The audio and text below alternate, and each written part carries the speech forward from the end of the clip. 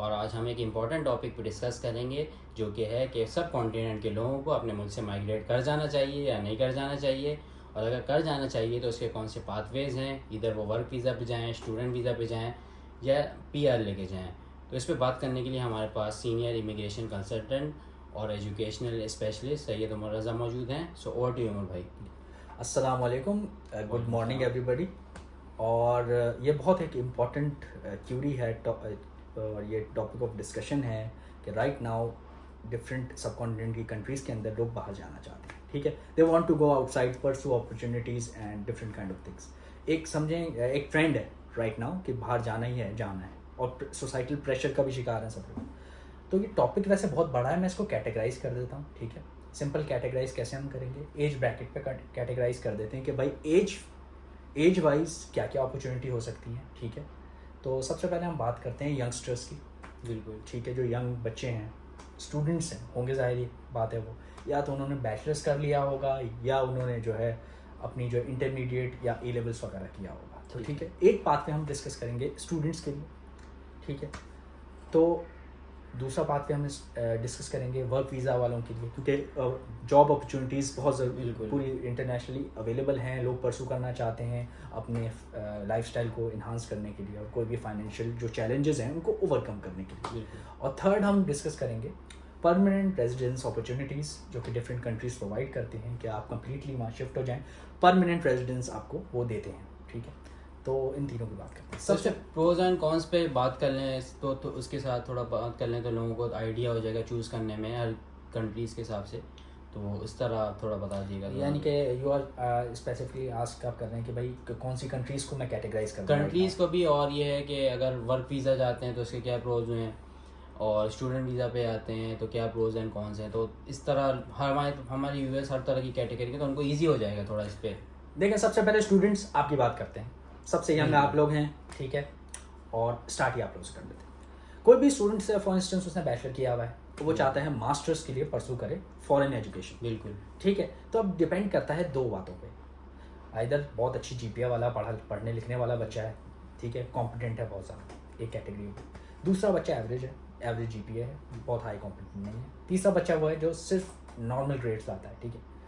तो भाई तीनों मुल्क से बाहर आप जा सकते हैं स्टूडेंट वीज़ाज़ के लिए, ठीक है। लेकिन आप डिपेंड क्या करेगा, because it is a student visa, आपका बजट डिपेंड करता है कि आपके पेरेंट्स या आप यूनिवर्सिटी की फ़ीस अफोर्ड कर पाएंगे वहाँ जो उस कंट्री को आप प्रेफर कर रहे हैं वहाँ के लाइफस्टाइल के लिए, या वहाँ पे जो पर्टिकुलर टाइम पीरियड है क्या वो गुजार पाएंगे। तो आपके बजट बहुत डिपेंड करता है, ठीक है, ठीक है। तो अगर आपका बजट का कोई इशू नहीं है, बच्चा पढ़ा लिखा है, कॉम्पिटेंट है, हाई ग्रेड्स हैं, ठीक है, तो पहला टारगेट क्या है, स्कॉलरशिप्स को ऑप्ट करें।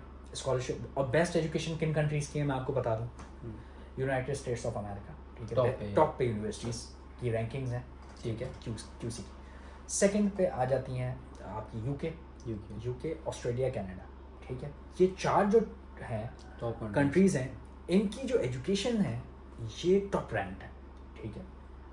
अब मकसद से देखें, अगर एक स्टूडेंट का मकसद है कि मैंने जाना है, अच्छी से अच्छी डिग्री लेनी है और घर आ जाना है, वापस अपनी कंट्री में आके सर्व करना है, तो वो बेस्ट यूनिवर्सिटी में चला जाए, क्योंकि मकसद ही उसका क्या है, फ़ी पे करना है। फ़ी पे किया, गेट अच्छी एजुकेशन, मतलब उसको कोई फाइनेंशियल इशू नहीं है, उसको फाइनेंशियल इशू भी नहीं है, और उसको जो है इसलिए स्टूडेंट वीज़ा वो हासिल नहीं कर रहा कि वो उसी कंट्री में सेटल हो जाएगा आगे जाके, वो पढ़ के आएगा, उस नॉलेज को अपनी कंट्री में यूज़ करेगा।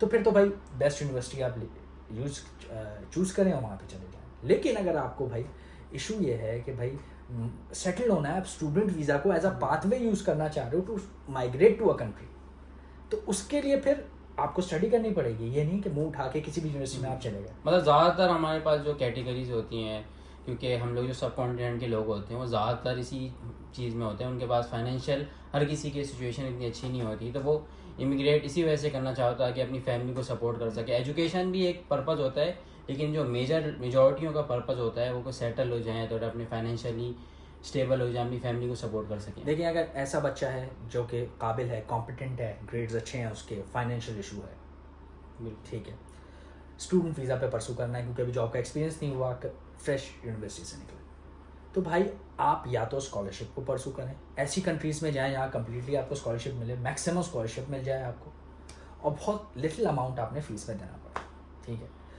दूसरा क्या है ऑप्शन, ऐसी कंट्री में चले जाएं जहाँ पे एजुकेशन फ्री है, जैसे कि जर्मनी हो गई। जी जी। थोड़े से पैसे लगाए, एजुकेशन फ्री है, वहाँ पे जाके आप परसू करें, ठीक है। तो ये उस बच्चे के लिए है जो कि फाइनेंशियल इशू है उसके पास, लेकिन कॉम्पिटेंट है, नंबर्स ला सकता है, पढ़ सकता है। लेकिन एक बच्चा है जिसके पास कोई इशू नहीं है, उसका बैकग्राउंड फाइनेंशियल स्ट्रॉन्ग है, फैमिली सपोर्ट कर सकती है, he can afford the fees, तो ऐसा बच्चा जो है वो बेस्ट यूनिवर्सिटी को ट्राई करे, उसकी फीस भरे and go to that country और उसको पाथवेज में यूनाइटेड स्टेट ही जाए, मतलब कोशिश उसकी प्रायोरिटी होनी चाहिए कि यूनाइटेड स्टेट जाए और अच्छी टॉप रैंक यूनिवर्सिटीज़ में एडमिशन लेने की कोशिश करे जिसके पास फाइनेंशियली फ्रीडम है। हाँ बिल्कुल, सिर्फ यूनाइटेड स्टेट्स भी ना जाए, इवन ऑस्ट्रेलिया जा सकते हैं। ऑस्ट्रेलिया की भी यूनिवर्सिटीज़ हैं, टॉप 30s में आ रही होती हैं, अगर आपके पास वो कर रहे हैं। Australia is a great pathway for engineers specially, ठीक है, कि वो वहाँ जा सकते हैं, उनको डिग्री के बाद बहुत चांसेस हैं कि they will get the PR on the basis of that degree, ठीक है। इवन कनाडा में भी कर सकते हैं, ठीक है। तो यूनाइटेड स्टेट्स में भी कर सकते हैं, लेकिन उनकी यूनाइटेड स्टेट्स में डिग्री करने के बाद जो PR के ऑप्शंस हैं वो थोड़े से ट्रिकी हैं, स्ट्रेट फॉरवर्ड नहीं है, सही, ठीक है। और मल्टीपल ट्रांजिशन करनी पड़ेगी उनको वीज़ाज पे, कि भाई डिग्री ले ली है, टाइम बहुत कम होता है। जैसे फॉर एग्जांपल कोई यूनाइटेड स्टेट्स ऑफ अमेरिका जाता है, ठीक है, J1 वीज़ा पे या F1 वीज़ा पे एजुकेशन के लिए जा रहा है, वो एजुकेशन कंप्लीट करने के बाद टाइम बहुत कम मिलता है उसको, 3 महीने का टाइम मिलता है, 90 डेज़ का। 3 महीने के अंदर आपको जॉब फाइंड करनी है, otherwise back to your country. तो ये चैलेंज होता है। मिल गई जॉब, दैट्स गुड, और वर्क वीज़ा पे आ जाएंगे। ऑस्ट्रेलिया में या बाकी और कंट्रीज़ के अंदर अगर आप देखेंगे तो वहाँ पे दूसरी कैटेगरीज आ जाती हैं, वहाँ पे टेम्परेरी वीज़ाज मिल जाते हैं, ठीक है। अभी स्ट्रिक्ट नो डाउट हो रहा है ऑस्ट्रेलिया का भी सिस्टम, लेकिन स्टिल चांसेस अभी भी हैं कि यूनिवर्सिटी में आपने एजुकेशन ली है तो आपको पॉइंट्स मिलते हैं, चीज़ें होती हैं, आसानी होती है। सेम कनाडा के लिए भी है, कनाडा में भी पोस्ट ग्रेजुएट का आपको वीज़ा मिलता है, ठीक है, वो 3 साल तक मिल जाता है, ठीक, और आप उसको परसू करके PR की तरफ जा सकते हैं। अच्छा थोड़ा वर्क वीज़ा की तरफ भी आ जाते हैं कि जो शॉर्टेस्ट चीज़ है, अब जाहिर सी बात है कि बहुत सारी कैटेगरी हैं, पढ़ लिया या उनको पढ़ने में मज़ीद इंटरेस्ट नहीं है, बैचलर्स किया हुआ है, किसी ने मास्टर्स किया हुआ है, तो वो जॉब पे जाना चाहता है वर्क वीज़ा पे, तो कौन सी कंट्रीज़ अच्छी हैं, उसके क्या प्रोज एंड कॉन्स हैं, इस पर थोड़ा बता दिएगा। देखिए, अगर आपके पास एक्सपीरियंस बिल्कुल भी नहीं है, ठीक है, फ्रेश ग्रेजुएट है, लेकिन आप जॉब वीज़ा पे ही जाना चाहते हैं, तो मैं तो यही एडवाइस दूंगा, 1 साल कम से कम ट्रेनिंग पीरियड अपना जो कंट्री है आपकी उसमें कंप्लीट करें, फिर मिडिल ईस्ट में अपॉर्चुनिटीज़ को परसू करें करेंटली, ठीक है। मिडिल ईस्ट हो गया, सऊदीया हो गया, ओमान हो गया, कतर हो गया, किसी भी तरीके से इवन लोअर लेवल पे ट्राई करें, पहुंच जाएं। देखिए, ये बहुत इम्पैक्ट करता है, हम लोग ये बात नहीं समझते।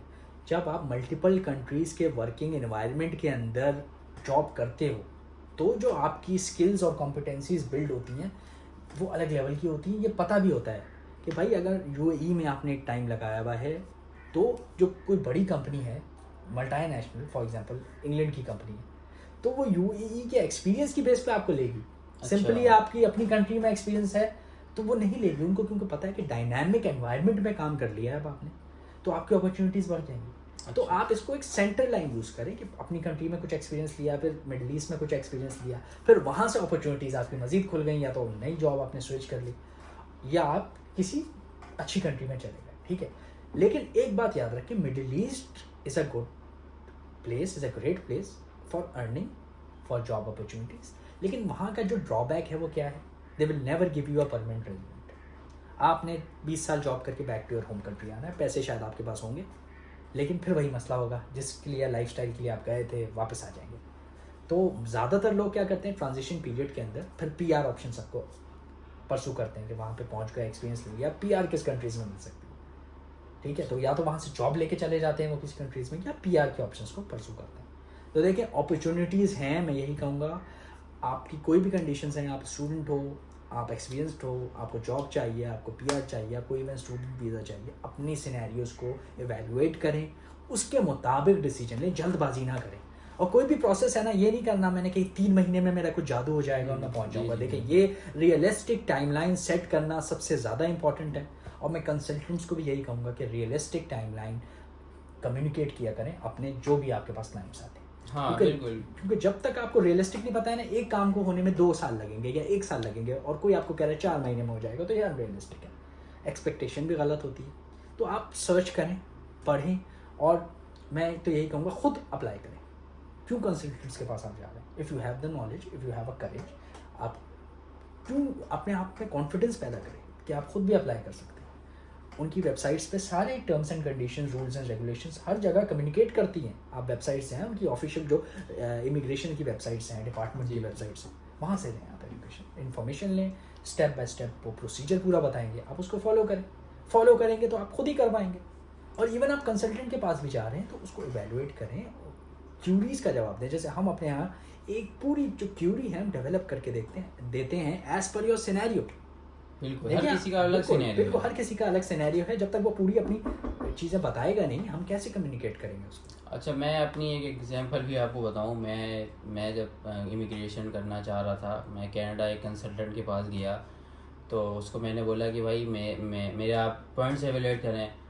उसने मुझे बोला, मैं उस वक्त मास्टर्स कर रहा था, डेटा साइंस में मास्टर्स किया, उस वक्त मैंने किया हुआ नहीं था। तो उसने मुझे बोला कि आप तो वैसे ही ओवर क्वालिफाइड हैं, पिछले साल के लॉ के मुताबिक आपका तो आ गया, आपके नंबर भी ज़्यादा हैं। तो इस तरह मिसगाइड करते हैं कंसल्टेंट। तो मुझे उस वक्त नॉलेज नहीं थी, तो मैं भी बड़ा खुश हुआ। तो इसके बारे में आप क्या बताएंगे कि किस तरह लोगों का अवेयरनेस हो? देखें, रियलिस्टिक एक्सपेक्टेशंस पहली बात है डेवलप करें अपनी प्रोफाइल के कॉरस्पॉन्डिंग। देखिए जो भी है, जैसे आप कनाडा की बात करते हैं, कनाडा एक टूल प्रोवाइड करता है, ठीक है, CRC जो है, ठीक है, उनमें CRS होता है, कॉम्प्रिहेंसिव रैंकिंग सिस्टम होता है, ठीक है। आपने जाके वहाँ पे टूल है, फ्री टूल है, वहाँ पे जाके अपनी इन्फॉर्मेशन डालनी है, आपकी कॉरस्पॉन्डिंग वो पॉइंट्स बता देगा। फिर उसी वेबसाइट पे आपको रिसेंट जो ड्रॉज हुए हैं या प्रोविंशियल नॉमिनी के ड्रॉ हैं या एक्सप्रेस एंट्री के ड्रॉ हैं, आपको पता लग जाएगा कि भाई आप कहाँ रैंक कर रहे हो। आइदर आपकी जो प्रोफेशन है वो रिक्वायर्ड है कि नहीं है, कितने पॉइंट्स बन रहे हैं, एज के कितने पॉइंट्स हैं, इंग्लिश के कितने पॉइंट्स हैं, डिग्री के कितने पॉइंट्स हैं, एक्सपीरियंस के कितने पॉइंट्स हैं, डिफरेंट चीज़ें हैं। तो भाई ये सारी चीज़ें आप पहले वैल्यूएट करें, सुन के डायरेक्ट खुश नहीं हो रहे हैं, रीड करें थोड़ा सा। एजुकेटेड लोग हैं आप सब, जो भी गलती करते हैं हम लोग इसलिए क्योंकि हम लोग बस शॉर्टकट्स के उसमें होते हैं, देखिए क्विकली काम हो जाए, टाइम बच जाए। देखिए टाइम तो एक चीज़ का होना है ना, जैसे एक दरख्त को लगता है 5 साल में फल देता है, तो 5 साल से 1 साल में तो फल नहीं देगा ना। सिमिलरली ये पूरा प्रोसेस है, इसके थ्रू नहीं गुजरेंगे, काम कंप्लीट नहीं होगा। अच्छा, इसकी कंट्रीज़ कौन कौन सी हैं? जैसे कनाडा की बात की आपने, और कौन सी कंट्रीज़ हैं जो परमानेंट रेजिडेंसी ऑफ़र कर रही होती हैं? देखिए करंटली जो परमानेंट रेजिडेंसी ऑफ़र कर रही है कनाडा, ऑस्ट्रेलिया, न्यूजीलैंड और इवन अब अमेरिका भी कर रहा है, ठीक है, EB2 EB3 स्ट्रीम हो गया उसका, वो भी है। तो ये कंट्रीज़ हैं जो कि आपको PR दे रही हैं, स्ट्रेट अवे PR आपको मिल रही है। ज़्यादातर पॉइंट सिस्टम है जो कि कनाडा में, ऑस्ट्रेलिया में, न्यूजीलैंड में है। बाकी जो अमेरिका का है उसका सिस्टम बिल्कुल डिफरेंट है, ठीक है। और पहले EB2 EB3 जो है पाकिस्तानी इंडियंस को वो अलाउ नहीं था, अब उस लिस्ट में आ चुके हैं हम, तो बहुत लोग जो EB2 की तरफ भी जा रहे हैं, ठीक है। तो ये 3-4 कंट्रीज़ मैंने आपको बता दी, ईजिली आप इनको परस्यू कर सकते हैं। ठीक है, थैंक यू उमर भाई। बस ये अगर आप चाहते हैं इसी तरह का आपको कंटेंट मिलता रहे तो हमें सब्सक्राइब करें।